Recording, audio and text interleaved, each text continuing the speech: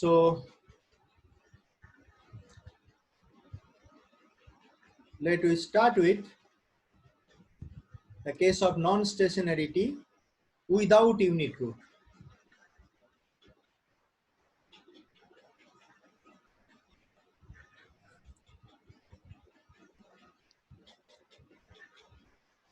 Without unit root means there is no stochastic trend. So in this case, the series will be non-stationary only when it contains deterministic trend. So non-stationarity without unit root means the series exhibits only deterministic trend. So now let us start with the concept of deterministic trend. When the trend component is deterministic, then it is called deterministic trend. Very simple. How do we define trend?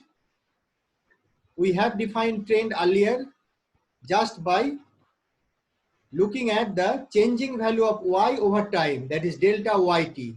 Delta yt is the trend. So if this trend is constant, that is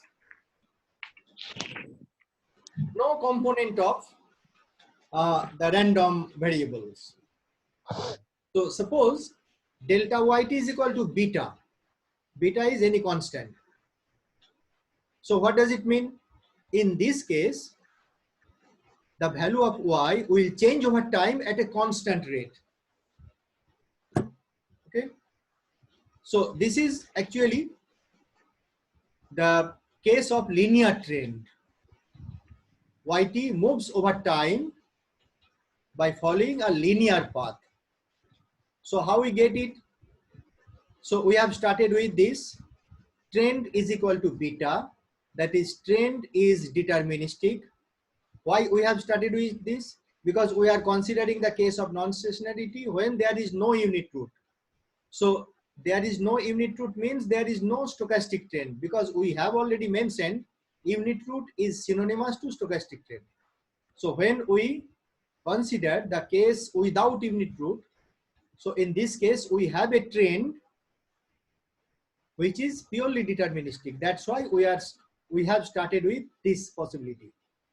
So just we can rewrite this expression simply in this form, because if you delta yt can be written in this way: yt minus 1 is equal to beta. If you take yt minus 1 in the right hand side, you have yt is equal to beta plus yt minus 1. Okay. So this is a linear difference equation, and you can solve the linear difference equation. By solving the linear difference equation, you can have this kind of expression. This is the general solution of the linear difference equation of this type. Okay. So we have started with this assumption: the change in y is equal to constant.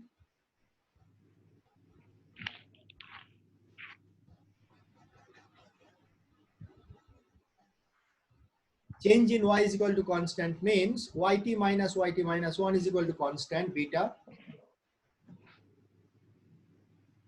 This expression is nothing but first order linear difference equation. First order linear difference equation, and you can solve the first order linear difference equation and you get the general solution like this: yt is equal to y naught plus beta into t.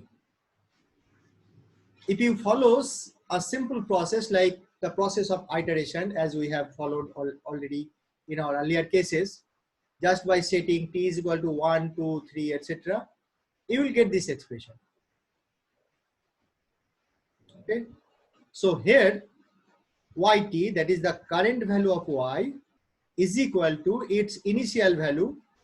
Y naught means the value of y at period 0 when we have started, plus beta into t. Beta is a constant. So if we multiply the time factor at a constant rate and add it to the initial value of y, you get the current value of y. And if you measure time along the horizontal axis and yt along the vertical axis, you will get a straight line with intercept y0. So if beta greater than 0, beta is positive, you have upward rising straight line with intercept y0. If beta is negative, you have negatively sloped straight line with intercept y0. Okay, so when y changes at a constant rate, we can express this y in this format.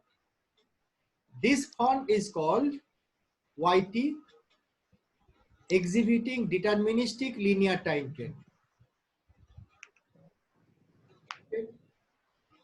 So this is the theoretical behavior of yt. Actually, suppose yt follows this type of path, but not exactly on a straight line. So let me introduce some random deviation from this straight line. So to analyze the actual behavior of the time path of yt, suppose we specify yt in this way. Yt is equal to alpha plus beta into t plus epsilon t. Alpha is similar to y0. So y0, the initial value of y, now we denote it by alpha. This is the beta coefficient, and we simply add here epsilon t.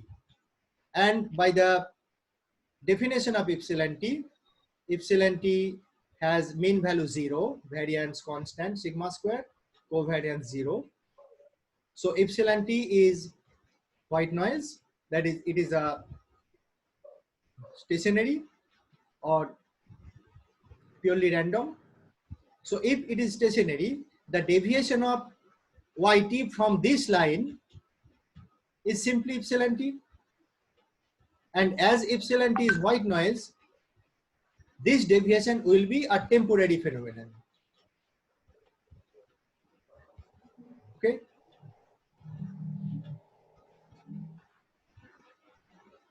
Now, if we take the expectation of this, so this is simply like a linear regression equation where yt is the regressant, t is a regressor, epsilon t is a random component. If you take expectation on both sides, you have this kind of expression, and we call it a population regression function. So this population regression function is strictly a straight line. So you can compare this population regression function to our theoretical relation between y and t. So what is the difference between this and this? In this expression, we have linear relationship between actual value of y with time. But in the population regression function, we have linear relationship between the average value of y with time. So when we consider the population regression function, we can say the linear relationship between yt and t on average sense, not exactly in theoretical sense. Okay, so we can use this population regression function as a proxy for the theoretical relation, and this is the basics for econometric model. We have explained this part at the beginning of your class in SEM 2. Okay, so this is actually the mean value of y. So what is y? Y is this. How do we get it? By following the linear trend. How do we get the linear trend? By assuming deterministic trend.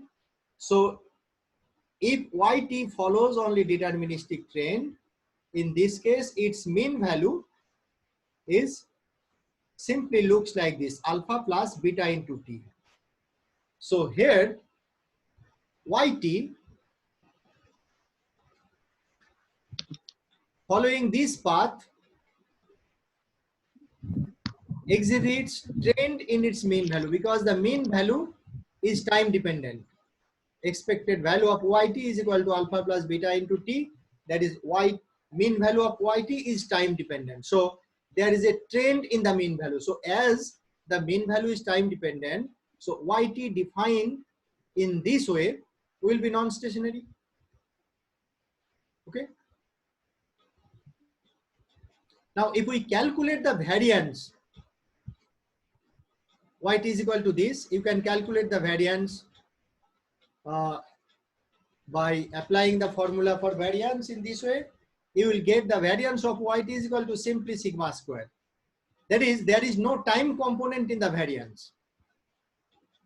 So the basic thing here we have to keep in mind, if we assume yt changes over time at a constant rate, or if yt follows this type of behavior, yt is equal to yt minus 1 plus beta, then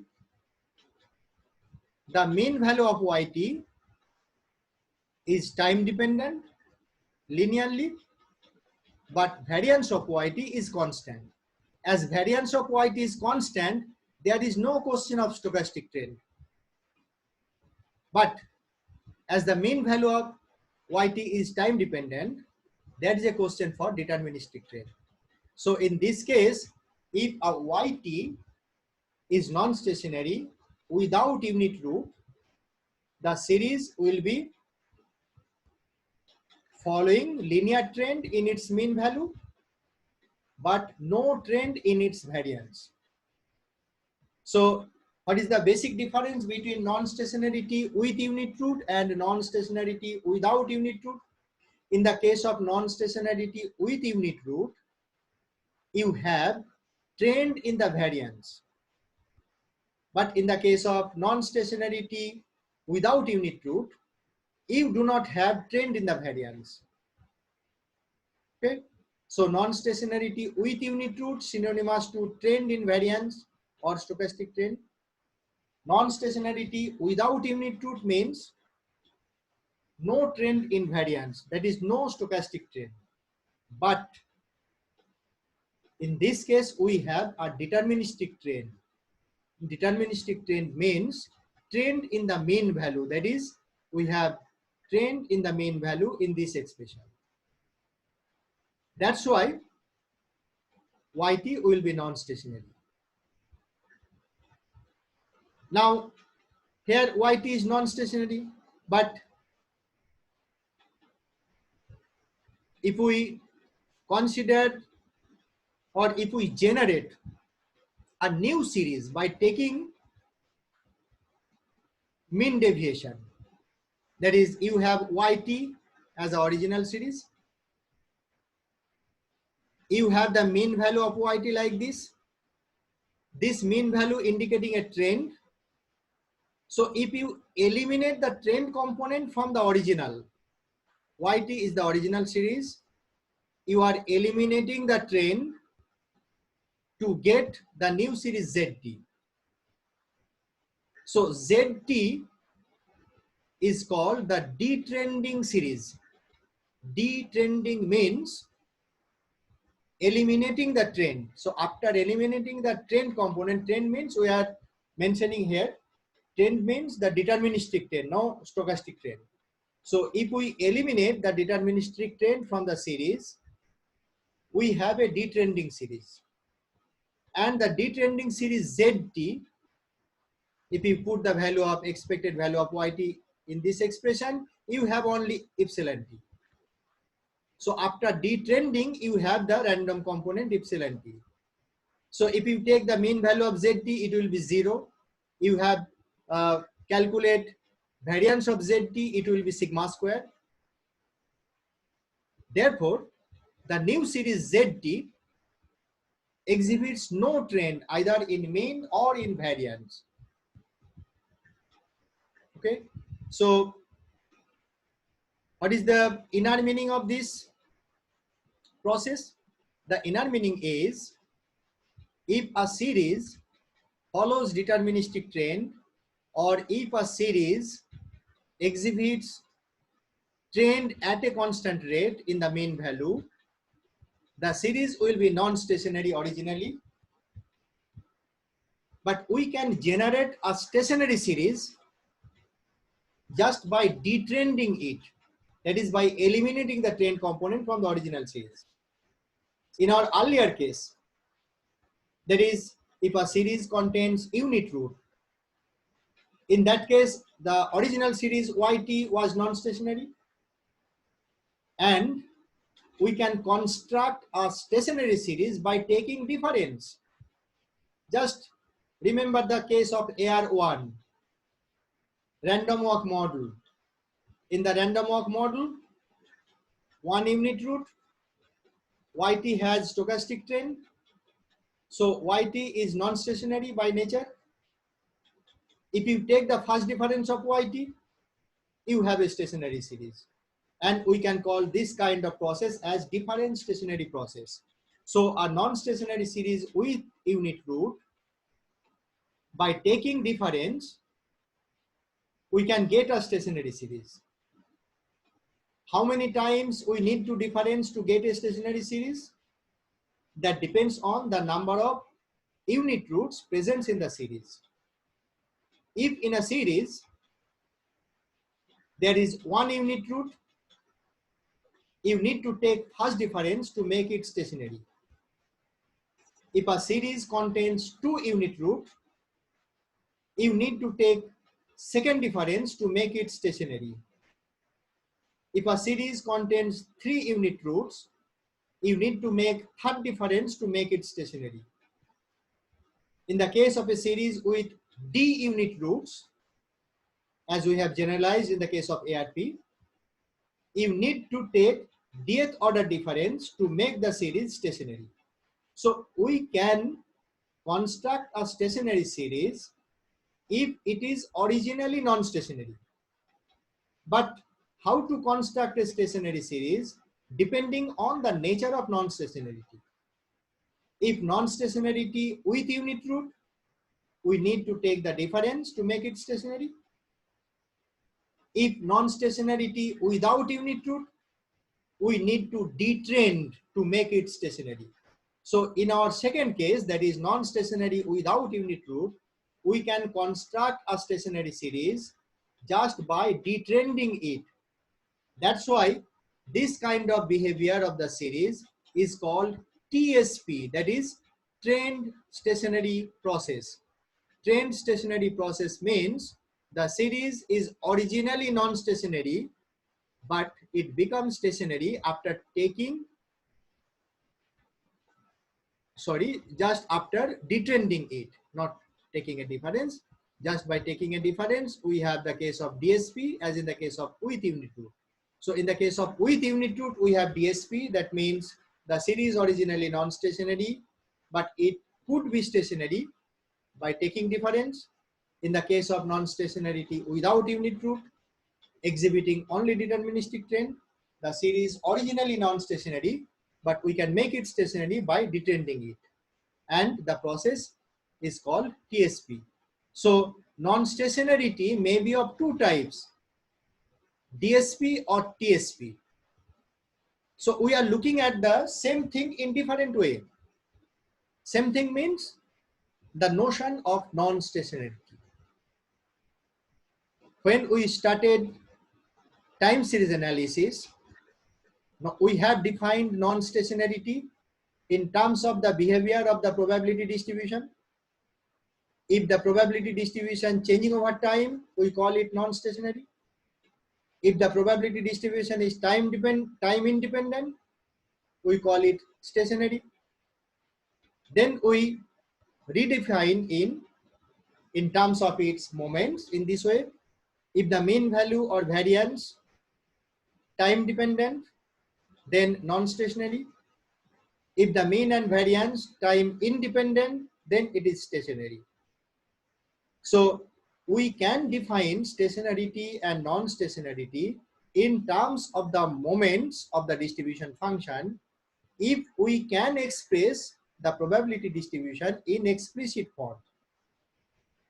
But we have mentioned earlier, in the case of a time series variable, although it is random, it is not purely random. So it is difficult to express its distribution in explicit form. That is why it is highly difficult to find out whether a series is stationary or non-stationary just by looking at its first order moment and the second order moment, because the first order moment and the second order moment can be calculated if we know the probability density function or the probability mass functions involved in a series YT. But we have no clear idea about the basic form of the PDF or PMF of YT. That's why we have to search for the alternative way. What is the alternative way? We are looking at the stochastic behavior by other way, that is in terms of the autoregressive process, moving average process, autoregressive moving average process, etc. And we are concentrating mainly on the autoregressive process. In the autoregressive process, AR1, AR2, AR3, etc. So in AR1 process, we have seen if phi 1 less than 1, series is stationary. And phi 1 is equal to 1, series is non-stationary. Phi 1 is equal to 1 has a special meaning in terms of the concept of characteristic roots. When we incorporate the concept of characteristic roots, phi 1 is equal to 1 in AR1 series means the presence of unit root. Because in the case of AR1, the value of phi 1 is equal to the value of the characteristic root. And when this value is equal to 1, we can say it unit root. Therefore, phi 1 is equal to 1 means the presence of single unit root, and the presence of single unit root in AR1 means the series follows random walk model. The series following random walk model exhibits stochastic trend, and the series following random walk model can be converted into a stationary series by taking difference. That is why it is called DSP. So a non-stationary series with unit root, in other words, is called different stationary process, because a non-stationary series with unit root could be stationary after taking difference. Similarly, in another kind of non-stationarity, when there is no presence of unit root, we have another type of non-stationarity that is called non-stationarity without unit root. Non-stationarity without unit root means, in this case, the series exhibits only deterministic trend. Okay, and in this case, we can generate a stationary series by detrending it. That's why this series is called trend stationary process. Therefore, the non-stationary series without unit root is synonymous to trend stationary process. So there are two types of non-stationarity. One is TSP, another one is DSP. In the case of TSP, there is no unit root. In the case of DSP, we have unit root. In the case of TSP, we have trend in mean value only, no trend in variance. In the case of DSP, we have trend in variance with or without trend in the mean value. If the series follows random walk without drift, so in that case there is no trend in the mean value. But in this case also trend in variance. If the series YT follows random walk with drift, in this case we have both trend in mean and trend in variance. Okay, so we can summarize these two type of non-stationarity in this way, TSP versus DSP. So TSP is a non-stationary process. DSP is also a non-stationary process. In the case of TSP, we can generate stationary series just by detrending. In the case of DSP, we can generate stationary series by taking difference.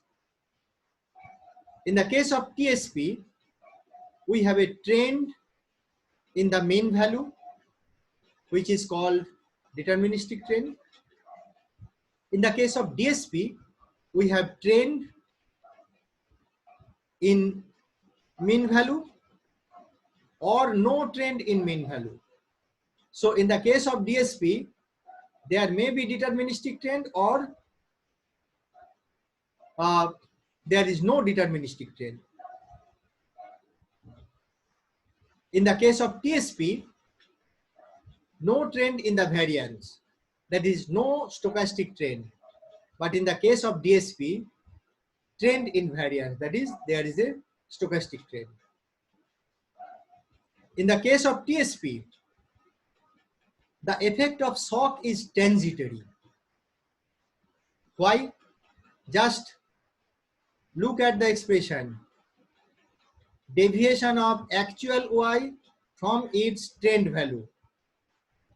This yt is the actual time path of y.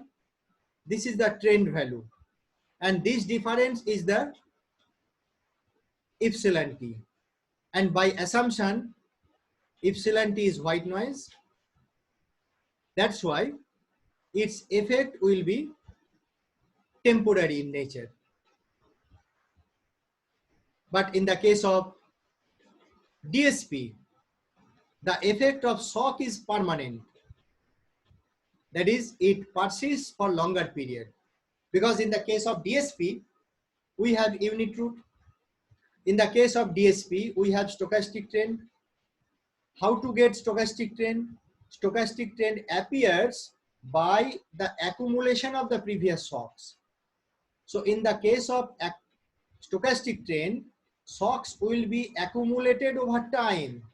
So if shocks are accumulating over time, so there is no chance to eliminate the effect of the shock, at least for the shorter period. That's why if the non-stationarity appears because of the presence of unit root, it will be more dangerous as compared to the non-stationarity because of without unit root.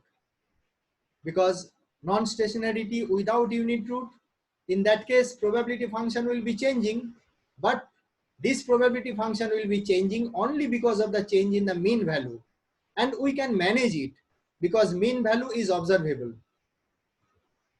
But if the non-stationarity appears because of the unit root, so in that case we have both kind of trend, deterministic trend as well as the stochastic trend.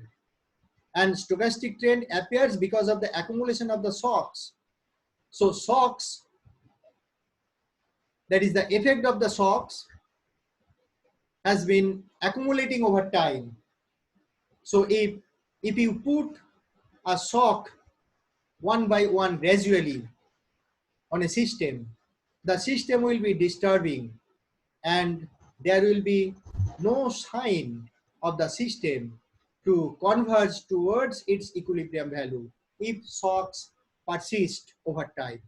So that is the case for non-stationarity with unit root. So in the case of non-stationarity with unit root, the effect of shocks will be long lasting. But if the series is non-stationary without unit root, in that case, the series may deviate from its equilibrium, but this deviation will be purely temporary. In the case of non-stationarity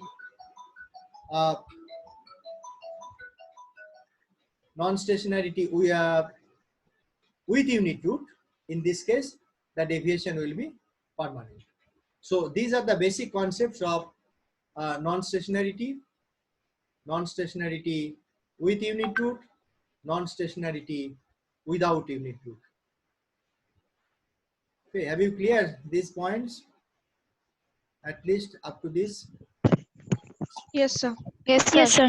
Yes, sir. Yes, sir. আমি একটু পরে তোমাকে call back করছি। So in the next class we will start with the unit root test. Okay, so you go through the points we have discussed today. I will send the handouts I have shown in the screen to your common mail ID. I also send the recorded version if we have to your common mail ID, so you can share it. And 879 participants in this class, but you have more than 200s in a class, so many persons cannot participate this class. So you can share the recorded version of this class to them, so hopefully it will be beneficial for them. And despite if you have some problems, if you face any problem to understand the concepts, so concentrate on only non-stationarity with unit root, non-stationarity without unit root. So go through these parts only several times, and take some more steps in your exercise books to clear those points. And after that, if you have any doubts, you can send me by mail in a Word file as you had sent earlier. And in the next day means coming Monday we will meet again for analyzing unit root test at 8 p.m. evening. Okay.